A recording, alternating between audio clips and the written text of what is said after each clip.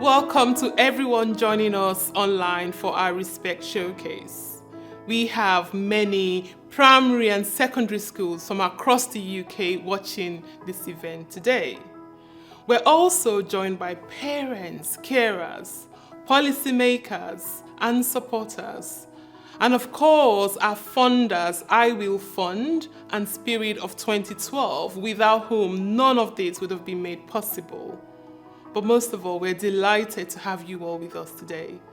My name is Tessie Ojo, and I'm proud to be the Chief Executive of the Diana Award. Our charity was founded on Princess Diana's belief that young people have the power to change the world. And today we're here to celebrate our anti-bullying ambassadors for doing just that. You, the young people that have taken part in our Respect project, are creating change in your school communities by making them safer and more inclusive by tackling racist and sexual bullying behaviour. And we simply cannot thank you enough. We are so proud of the 192 primary schools and 2,047 primary age young people that have completed our Respect project funded by I Will. We're also delighted that we have trained 74 secondary schools. That's 1,050 young people now equipped with the knowledge and skills to be anti-racist ambassadors in their schools, thanks to funding from Spirit of 2012. We've reached schools all across England and Wales, and from our surveys, we know that 100% of the teachers involved in our Respect project would recommend it to other schools. So, for those who are here to learn about what we've all been up to, our Respect project is an additional training session for anti-bullying ambassadors to learn how to recognise and respond to racist and sexual bullying behaviour.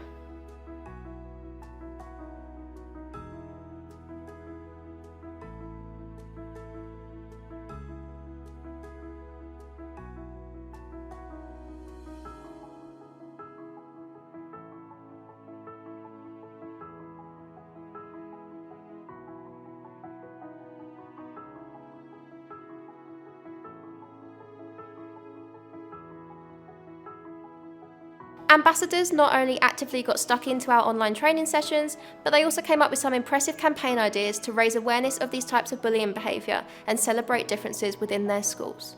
Since the training, many ambassadors have earned the Respect badges to reward their hard work. Our surveys have shown that our programme resulted in young people feeling more confident to start conversations about racist and sexual bullying behaviour, and we saw a significant improvement in knowing how to report it. During this showcase, we'll hear from some of our young people about their achievements. Firstly, we'll hear from Not So Micro, who are a team of changemakers campaigning to include microaggression training as a mandatory part of teacher training. To support their campaign, they launched a survey last year, and an overwhelming 94% of teachers agreed that it should form part of their mandatory teacher training. To tell you more about their work, I'm pleased to introduce Ashley. Hi, my name is Ashley, and I'm one of the co-founders of Not So Micro.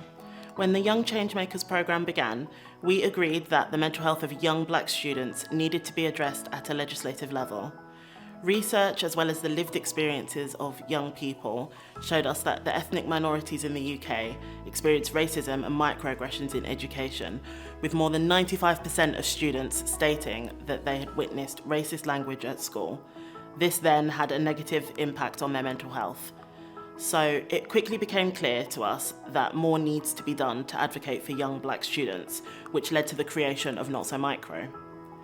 Our aim is to see microaggressions and anti-racist training become a mandatory component of teacher training so that teachers are equipped to handle incidents within school, as we believe being able to do this is a matter of safeguarding.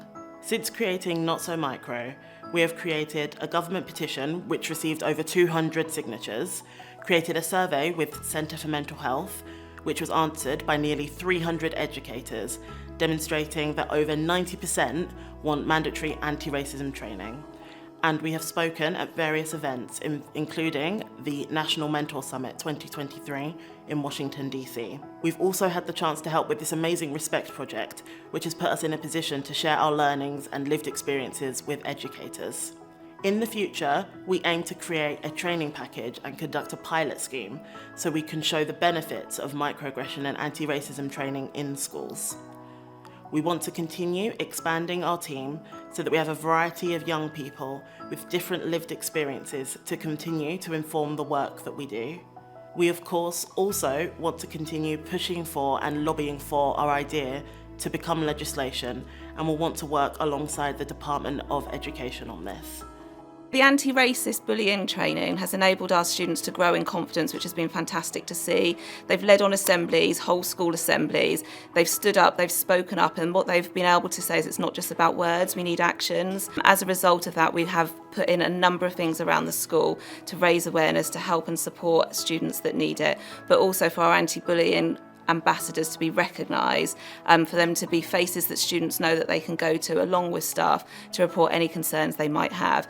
St. Andrew's Schools joined the Respect program because we thought, what better addition to the provision we already have in place for the children. The program lends itself to children taking ownership of their experience and training. With the Respect training, children believe they're accountable in that they look out for each other. And I think it's a program that could roll on once implemented and well embedded into the school culture. As the assistant principal that sits and looks after pastoral care of children, I can't emphasize enough the importance of having the Respect program for children. It's one of those training programs I would say is rare and has been developed specifically to be child-focused. And I think this training has catered to one of the many needs that perhaps are found wanting within the education system. The thing I enjoyed the most taking part of the program was probably kind of talking and discussing ideas that can help people that are experiencing racism in different kind of ways. Well, at first it was kind of like shocking, like, oh, how am I going to remember this stuff? You know, it's going to be so much to take on. Then after the videos and all the training courses, I've realised that it's actually, there's much more than I thought there was, and also I've learned much more. When we learn about other people's cultures, we learn to respect them. I feel like I have an important role in the school as an anti-bullying ambassador. I think other students should become ambassadors because it helps the school and teach them not to be rude to other people. It's important to be an upstander because if someone's being bullied, if you're not doing anything, it's not going to make a difference in the world. And little bits can change the world if everyone's doing it. When you get bullied, people may feel really sad and like nobody cares about them in the world. So that's our job, to make them feel better and maybe help them stand up.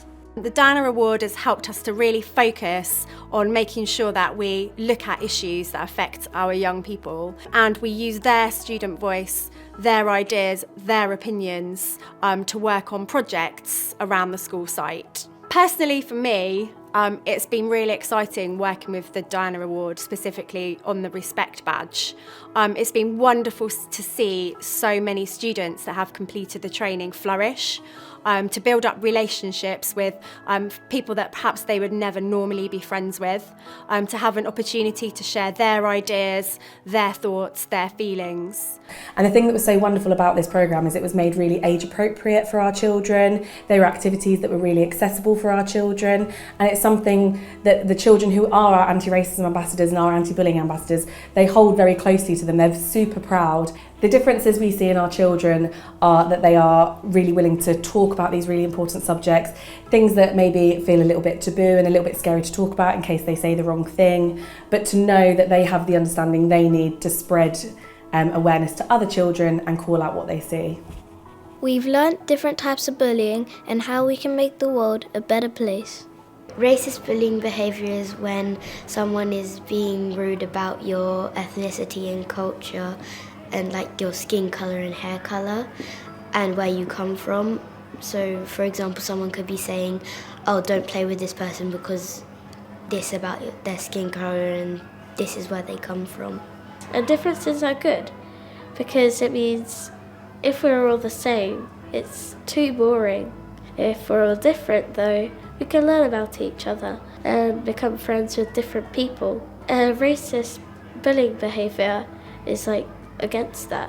I think within the programme it's really included our school in being more diverse and understanding other people. I feel like we've had, our school is a very diverse school, and I feel like what this programme has done is allowed us to really get to know each other better and understand each other's culture.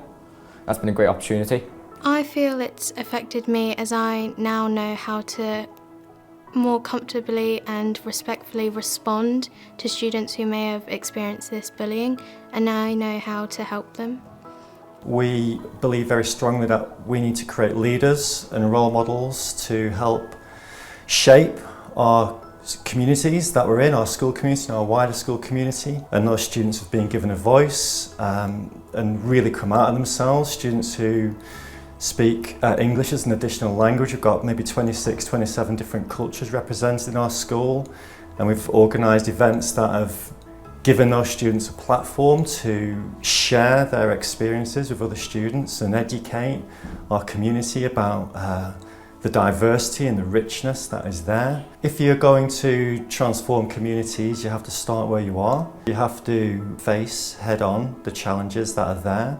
I feel like the assembly we delivered at the kind of middle of this academic year kind of just gave other students an example of the impact of racism and that respect. Yeah, we aim to be upstanders, definitely not bystanders, because you can't just watch what's happening, you have to actually deal with something. So racism is a big thing in society, and then if we learn about it now, we can stop it happening from in the future. I feel like I would be prepared if I saw racism happening to be able to report it and deal with it in a better way than I could before the training. So I think the programme enabled people like me that aren't white. It enabled us to put a point forward to ensure that people know what can offend us and what can't, and what is appropriate and what isn't. I think people use microaggressions as like an excuse to say hurtful things. They don't realise the bigger effect they may have on other people. Well, we've had a couple of assemblies on microaggressions, which expands the students' knowledge on the subject.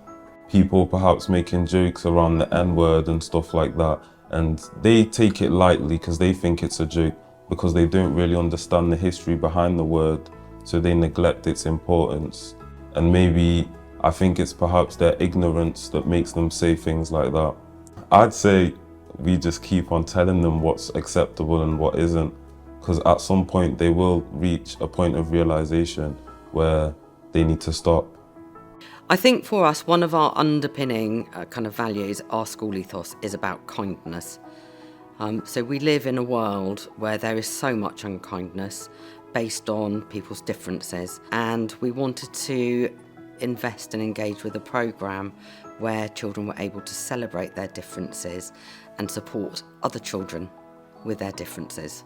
And what we've seen within school is just people's growing confidence in standing up for what they believe is right and really feeling like they have a voice and can make a difference. One of the reasons I think this has been so successful at our school is because of the huge support network provided by the Diana Awards. It might be difficult sometimes to open up your school to talking about difficult issues such as racism or talking about issues that face the LGBT community. However, the Diana Award provides a safe framework for us to do that from. Do you want to live in a world which is kind? Do you want to live in a world where people are valued and appreciated for the different perspectives that they bring to a situation? Or do you want to live in a world where we just ignore people who are different from us? Do you want to live in a world where you're treated unkindly because perhaps you're different? So I think the question comes back to not why should people do it, but why on earth wouldn't you do it? In the training itself, I saw that young people felt maybe for the first time that they could make a difference in their school on anti-racist bullying. I think it's really important for these projects to receive funding because it puts young people in charge of dealing with issues that they care about. I think we've learned once again that young people, when given the support, have a power inside them to make a huge difference on issues that they care about. Wow, what an incredible showcase to remember. Together, you have shown how much power young people have to create a better future. A future in which everyone is welcome, everyone is celebrated, and everyone's respected. Young people, you have shown us that you certainly have the power to change the world. The only thing left to say is thank you and well done. Enjoy celebrating your hard work, and most of all, wear your badges with pride. See you soon.